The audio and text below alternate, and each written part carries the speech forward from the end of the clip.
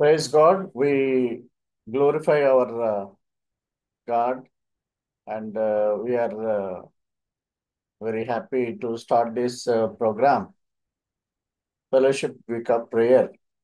Today, we are starting it with the theme song, and the prayer meetings of the Fellowship Week will be will be carried out throughout this week till 12th of this month. So let us start this Fellowship Week of Prayer with the theme song. And Sister Sanja leads the song. We will listen to it and sing with mute.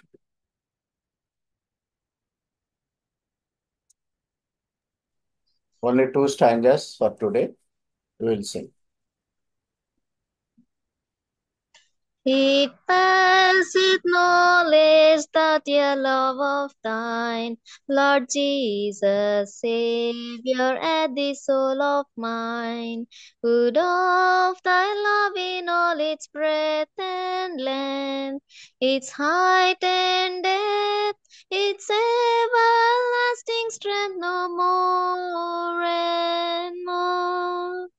It passeth telling the dear love of thine, Lord Jesus, Savior, at these lips of mine, would fain proclaim to sinners far and near, a love which can remove all guilty fear and love will begin.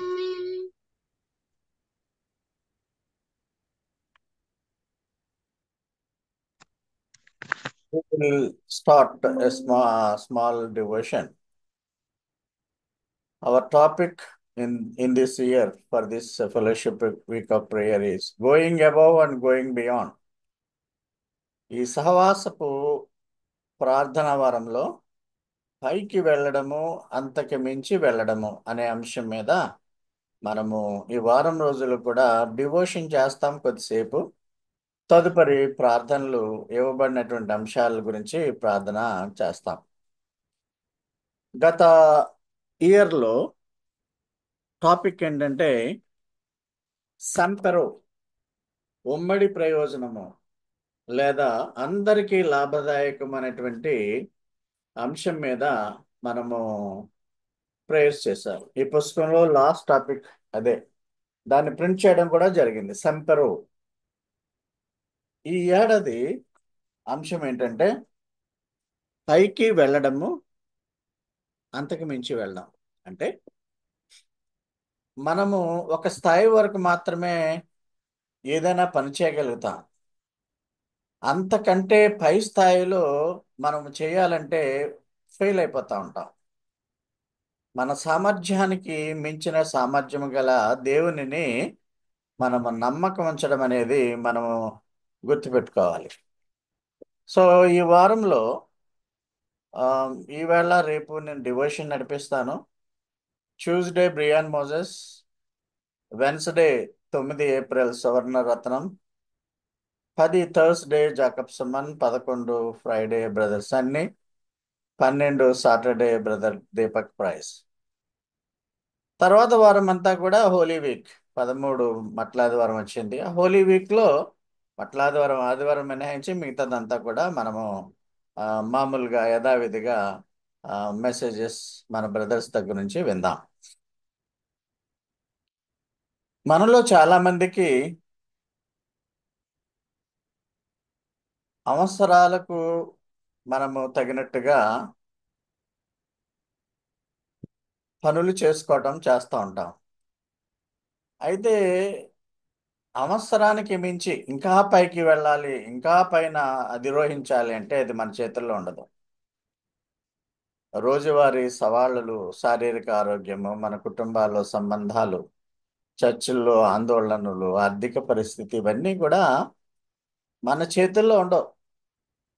మనము ఒక వ్యాధి గురించి doctor గారి దగ్గరికి ఎంతో కంగారు పడుతూ వెళ్తాం. అంతవరకే చేయగలం మనం. That we can do in our level. కానీ బియాండ్ దట్ అది సక్సెస్ అవ్వాలంటే డాక్టర్కి సరైన పరిజ్ఞానం దేవుడు ఇవ్వాలి. మనకు కూడా దేవుని వద్ద మంచి సంబంధం కలిగి ఉండాలి. దేవుడు కూడా మన ఆయుష్ పట్ల శ్రద్ధ కలిగి మనకు ఆయుష్ ఇస్తే మనం జీవించగలుగుతాం. సో మనము మన మన స్థాయి ఏంటంటే కొంతవరకు మాత్రమే, అంతకు మించి వెళ్ళడము మన స్థాయి కాదు. మనం వెళ్ళలేం, కొన్ని మన అదుపుల్లో ఉండవు. దావీదుకు ఈ విషయం తెలుసు. రాజైన దావీదుకు తన శక్తి అంతా దేవునిదే. శక్తికి మూలమైన దేవుణ్ణి మనం ఎప్పుడూ కూడా ఆయనను స్మరించుకోవాలి. ఆయన మన తలలను ఎప్పుడూ పైకెత్తేవాడుగానే ఉంచుతాడు. అంతా దేవుని చిత్తమని నమ్మేవాడు దావీదు. దినవృత్తాంతములు మొదటి గ్రంథము, ఫస్ట్ క్రానికల్స్ లో ఏమి ఇక్కడ రాయబడి ఉన్నదో చూద్దాం. 20వ అధ్యాయము ఆ 11 నుంచి 13 వచనాల వరకు. ఈ 11 నుంచి 12, 13లో అంటాడు, అంతా దేవుని గురించి చెప్తున్నాడు. భూమి ఆకాశాలు, తెలుగులో ఆకాశము అని అంటే ఇంగ్లీష్లో హెవెన్, హెవెన్ అండ్ అర్త్. ఆకాశం అంటే హెవెన్. 29వ దినవృత్తాంతంలో 29వ అధ్యాయము 11, 13. సో భూమి ఆకాశములు అంత ఉంటే హెవెన్ ఎర్త్ నీ వశంలోనే ఉందయ్యా దేవా. మహాత్మ్యము, పరాక్రమము, గొప్పతనము, గ్రేట్నెస్, శక్తి, ప్రభావము, తేజస్సు అంతా నీకే, ఘనత నీకే చెందుతుంది. యెహోవా రాజ్యము నీది, నీవందరి మీద నిన్ను అధిపతిగా హెచ్చించుకుంటున్నావు. అంటే ఏంటంటే రాజు అయిన దావీదే ఐఎమ్ నథింగ్, అంతా దేవుడైన యెహోవా చేతిలోనే ఉంది. ఐశ్వర్యం కావాలా, గొప్పతనం కావాలా, అది దేవుని వల్లనే జరుగుతుంది. హెచ్చించేవాడువు నీవే, బలమిచ్చేవాడువు నీవే, నీ కృతజ్ఞతాస్తులు చెల్లిస్తున్నావు. ప్రభావం గల నీ నామాన్ని కొనియాడుతున్నావు. You are the ruler of things. మనం అనుకుంటా ఉంటాం, మనుషులు ఏదేదో ఊహించుకుంటా ఉంటారు. రాజ్యం నాది, అధికారం నాది, ఈ ప్రపంచం అంతా నాది అన్నట్టుగా అనుకుంటా ఉంటారు రాజులు, పవర్లో ఉన్నవాళ్ళు. అయితే రాజైన దావీదు అంతా నీ కృప. మనం ఇంకా యూజువల్ తెలుగులో పెట్టుకోవాలంటే అంతా దేవుని భిక్ష. మనం ఈరోజు జీవిస్తున్నామంటే దేవుని కృప, దేవుని భిక్ష. మన వలన మనము జీవించట్లేదు, అంత దేవునికే మహిమ ఘనత ఇవ్వాలని దావీదు భక్తుడు మనకి ఇక్కడ వివరిస్తున్నాడు. సో ఈ వారంలో ఈ వారంలో మనము చర్చించేటువంటి విషయాలు 7 అత్యధికంగా దేవుడు మన పట్ల ఏ విధమైనటువంటి మనము దేవుని పట్ల అత్యధిక ఆసక్తి చూపించాలని 7 విషయాలను మనం చూడగలుగుతున్నాం. మనం ఎదుర్కొనే పరీక్షలు, మన ఒంటరితనంగా ఏమీ చేయలేము. మానవ మహిమ, శక్తి, ప్రేమ, జ్ఞానము, వీటికి అన్నిటికంటే కూడా దేవుని యొక్క శక్తి, ప్రేమ, జ్ఞానము గొప్పదని, దేవుని యొక్క అత్యున్నతమైన కృప, శక్తి మనకు చాలా అవసరమని దావీదు గ్రహించాడు. అదేవిధంగా మనము కూడా గ్రహించాలి. ప్రార్థన అంశాలు ఏంటంటే దేవుడు ఎవరు అనే అద్భుతమైన గొప్పతనం, అంటే దేవుని యొక్క గొప్పతనం గురించి ఈ రోజు మనము ధ్యానం చేయబోతున్నాం. రేపు ఆత్మ పరిచర్య, అద్భుతమైన పరిచర్య, అలాగా 7 రోజుల్లోనూ 7 విషయాలు మీ ముందు ఉంచుతాను. So let us start the first day, Sunday devotion topic, that is the సర్పాసింగ్ అంటే అత్యధిక, గ్రేట్నెస్ అంటే గొప్పతనం. హూ గాడ్ ఈస్ అంటే దేవుడు గొప్పవాడు, అద్భుతమైన గొప్పతనం గలవాడు అని దీని అర్థం అనమాట. దేవుడు ఎవరు అనే గొప్ప అద్భుతమైనటువంటి విషయాన్ని మనం చూస్తున్నాం. సామ్స్ 151:2లో, కీర్తనలు 151:2లో దావీదు భక్తుడు అంటున్నాడు, యెహోవాను స్తుతించండి, ఆయన పరిశుద్ధాలయమునందు దేవుని స్తుతించండి, ఆయన బలమును ప్రసిద్ధి చేయు ఆకాశ విశాలమును ఆయన స్తుతించండి. అంటే మన జీవితాల్లో దేవుని గొప్పతనాన్నే మనం చేయాలి, కానీ మాకు కాదు యెహోవా, మాకు కాదు, నీ కృపా సత్యమును బట్టి నీ నామానికే మహిమ ఘనత అనే విధంగా we are nothing in this world. మన కాలంలో మనం చేస్తాం పని, మనము ముగించేసుకుంటాం. ఈ లోకాన్ని విడిచిపెట్టేస్తాం. Every man and women has to leave this world one day. కానీ ఆ పరిజ్ఞానం ఉండదు చాలా మందికి. రెండు, ఆయన స్తుతించండి. రెండవ వచనంలో ఆయన స్తుతించండి, ఆయన పరాక కార్యములను బట్టి ఆయన స్తుతించండి, ఆయన మహాప్రభావాన్ని బట్టి ఆయన స్తుతించండి.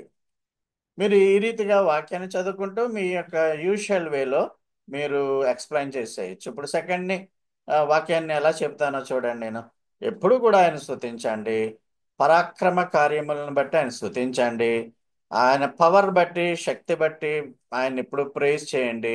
సర్పాసింగ్ గ్రేట్ని బట్టి, సర్పాసింగ్ గ్రేట్స్ అంటే అత్యధికమైనటువంటి గొప్పతనం బట్టి, దేవుని యొక్క అత్యధికమైన గొప్పతనం బట్టి ఇప్పుడు అంటే ఎప్పుడు ఆయన్నే స్తుతించాలి. యెహోవాను స్తుతించుడి, యెహోవాను స్తుతించుడి, యెహోవాను స్తుతించుడి అనే విధానంలో మనము మన జీవితాలు ఉండాలి. 150వ కీర్తన 1-2 వచనాలు.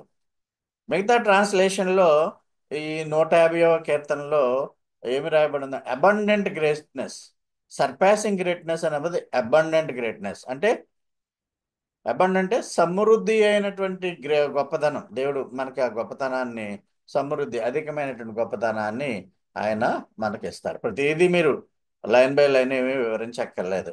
రోమిలకు రాసిన పత్రిక 11:33లో ఆహా, దేవుని బుద్ధి జ్ఞానములు బాహుళ్యము ఎంతో గంభీరము.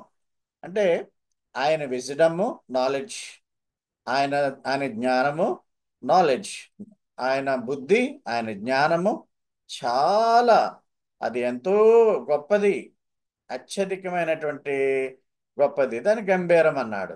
ఆయన తీర్పులు శోధింపనెంతో అశక్యములు, ఆయన మార్గములు ఎంతో అగమ్యములు. రోమా రోమిలకు రాసిన పత్రిక 11వ అధ్యాయంలో పౌలు గారు ఏమంటున్నాడంటే ఆయన మార్గాలు మనకు తెలియవు, ఆయన మార్గాలు మనం కనిపెట్టలేము, మన ఆందోళన మనం తీసేసుకోలేము.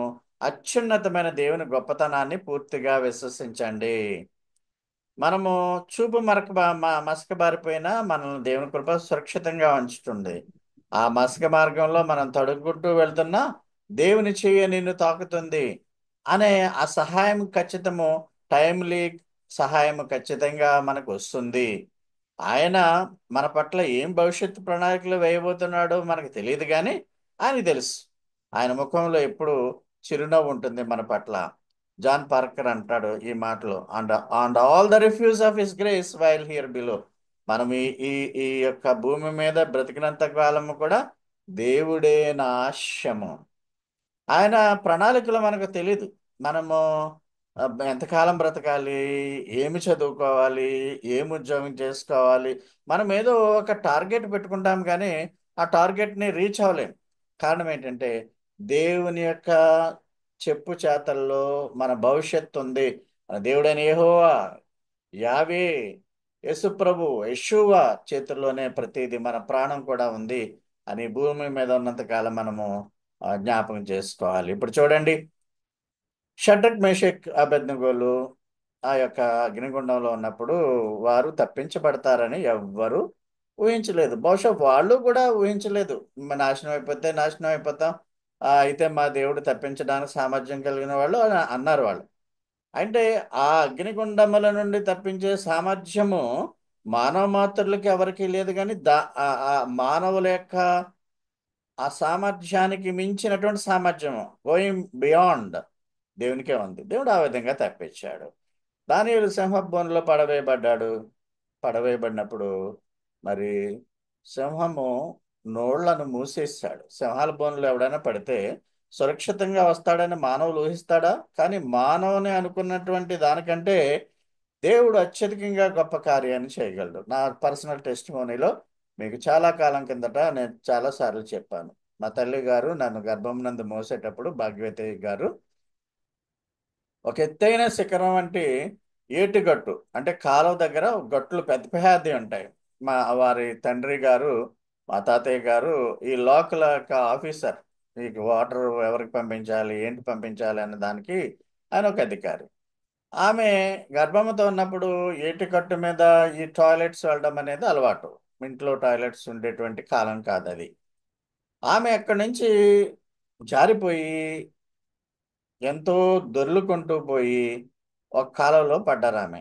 నేను కడుపులో, మా తల్లి కడుపులో ఉండగా అందరూ ఊహించారు ఇది అబార్షన్ అయిపోయి ఉంటుందేమో, లేకుంటే గర్భంలోనే శిశువు వికలాంగుడైపోతాడేమో, తల్లికి కూడా ప్రమాదమేమో అవుతుందేమో అని పరిస్థితుల్లో దేవుడు కాలంలోకి పడిపోయేటువంటి విధానంలో ఒక బుష్లో పడేటట్టు చేస్తాడు.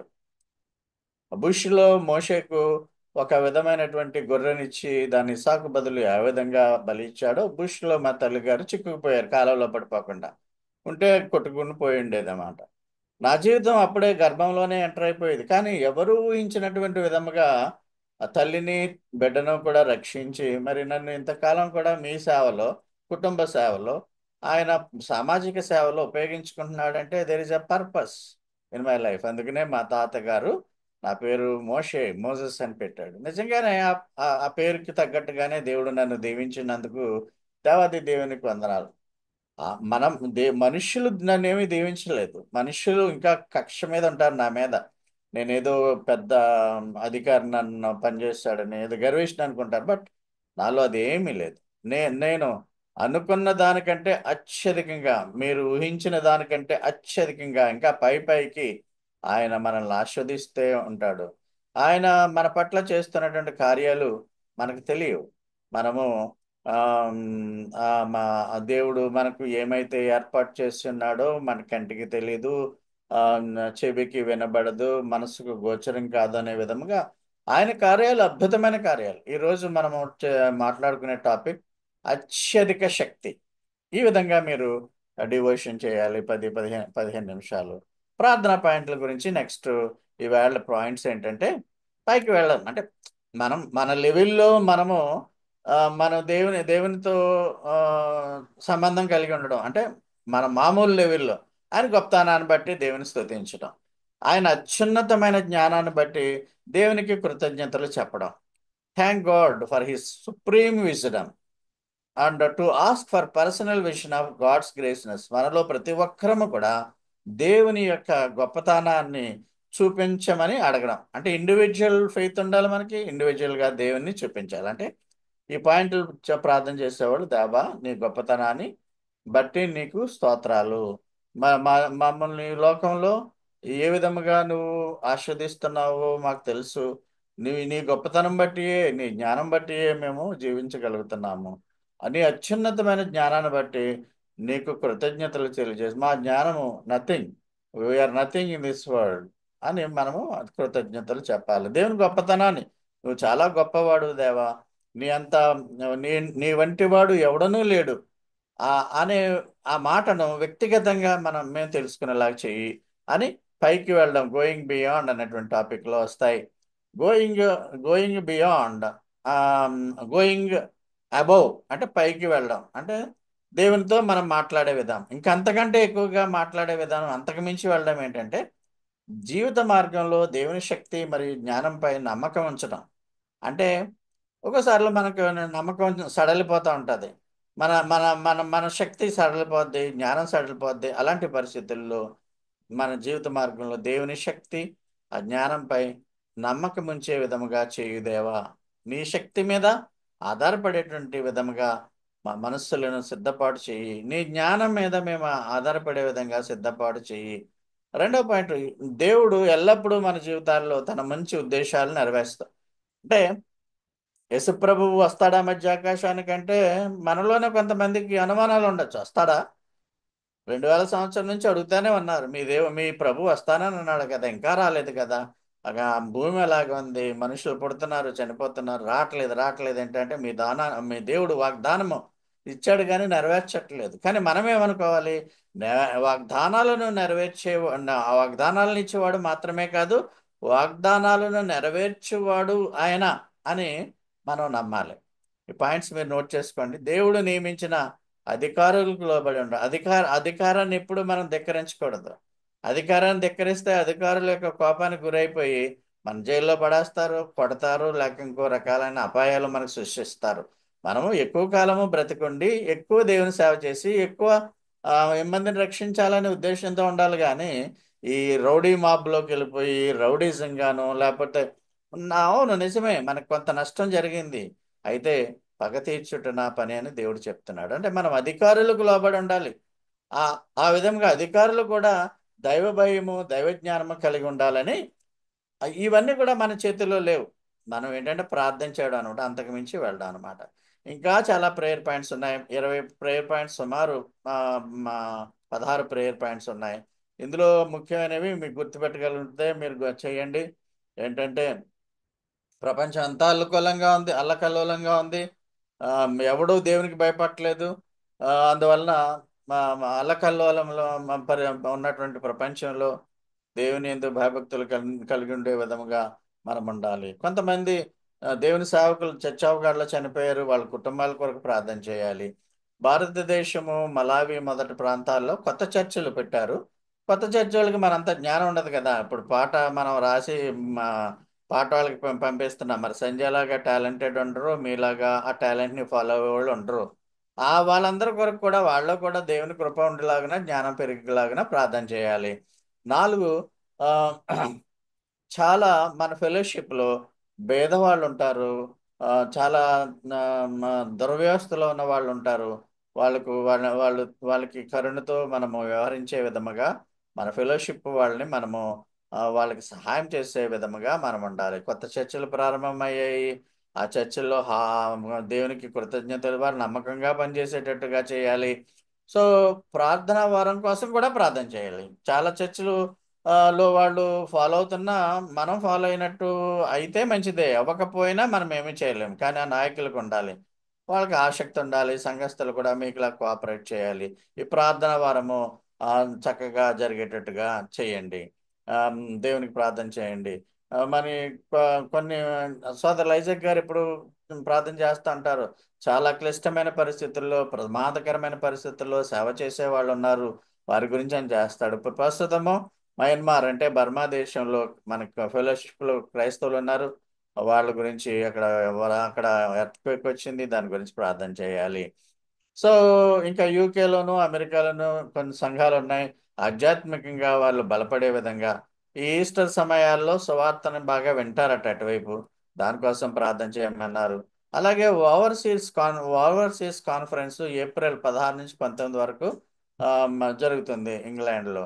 ఆ ఓవర్సీస్ యొక్క సమావేశం కొరకు ప్రార్థన చేయండి అన్నారు. తర్వాత for the blessing of permaculture and clinic projects, అంటే రకరకాల ప్రాజెక్ట్. మన ఫెయిత్ స్కూల్ యాక్చువల్గా చర్చ్ ఆఫ్ గాడ్ది కాదు, ఆమ్, వేరే ఫెయిత్ వెల్ఫేర్ ట్రస్ట్ది. కానీ చర్చ్ ఆఫ్ గాడ్ ప్రాజెక్టులు కూడా కొన్ని ఉన్నాయి, వాటి గురించి కూడా మీరు ప్రార్థన చేయండి అని అన్నారు. అలాగే రేడియో బ్రాడ్కాస్ట్ జరుగుతుంది. ఈ ఆ, ఆ రేడియో బ్రాడ్కాస్ట్లో టైటస్ మీద త్వరలోనే ఒక సిరీస్ ప్రారంభం అవుతుందంట.